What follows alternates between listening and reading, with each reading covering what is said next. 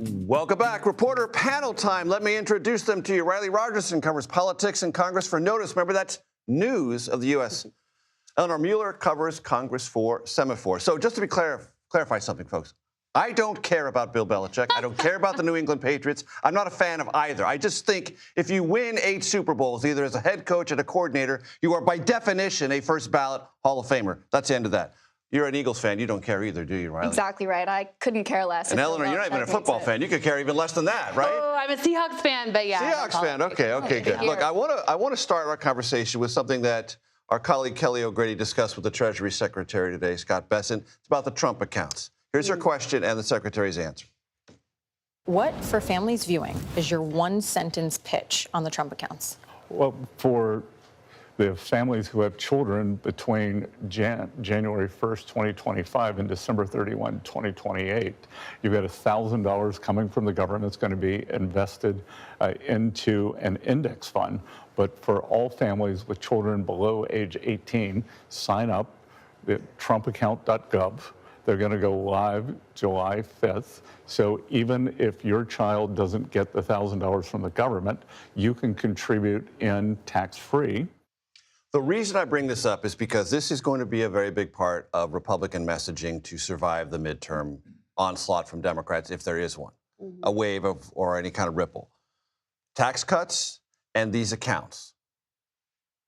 How do you think it's going to play? Absolutely. I mean, they're going to play it hard. They're going to play it very hard. We've seen multiple rollouts of this. You know, there was one at the Treasury Department weeks ago. We saw they're going to remind you and today. remind you and remind you? Yes, right. And they have, I mean, an easy opportunity to do so because they're getting billionaires, celebrities, Nicki Minaj today to put money towards these accounts. And so every time that happens, we're going to see them bring it up again as something that they're doing to bring prices down and make life more affordable. Riley? Right, that's exactly right. Republican members of Congress want to center affordability. And it's interesting, I haven't heard many of them on Capitol Hill talking about the Trump accounts. But after today, I'm sure that is going to change the narrative, and they're going to be leaning into this, talking about this more. You have some brand new reporting on James Clyburn, a significant figure in the House Democratic leadership ranks. What do we know? So my colleague Daniela Diaz and I noticed that former Speaker Nancy Pelosi, former Majority Leader Steny Hoyer both announced that they're going to retire. So we were curious, what is James Clyburn going to do? And we have reporting that shows that he's poised to run again at 85 years old. His campaign put out a fundraising email earlier this week that said he will be on the ballot. And multiple people around him told Daniela and I that he is preparing another run. So it's a real break with other big name leaders of the Democratic Party who are getting older and deciding to step away. He seems to be leaning in. And Eleanor Holmes Norton is not seeking re-election as a delegate from D.C. related to that age issue within the upper echelons of House Democratic ranks. Eleanor, you had a conversation with someone who used to be around Capitol Hill quite frequently, quite visibly, John Tester, about where Democrats are and what their messaging is or isn't. I want to play that sound, talk about it on the other side. I don't think it necessarily has to be or even should be a set of bills you put forth because most people aren't paying attention to that anyway. What they pay attention to is what people are saying. And right now, the message coming out of the Democrats, like it or not like it, is not real clear. That's John Tester from his farm in eastern Montana, a place I visited in 2006 when he was first running for the Senate. Your take on that? I think a lot of people agree with him. You know, we've seen Republicans divided internally over how they talk about affordability. We've seen a similar divide on the left. You know, it's not just enough to say that you want things to go back to the way they were before Trump.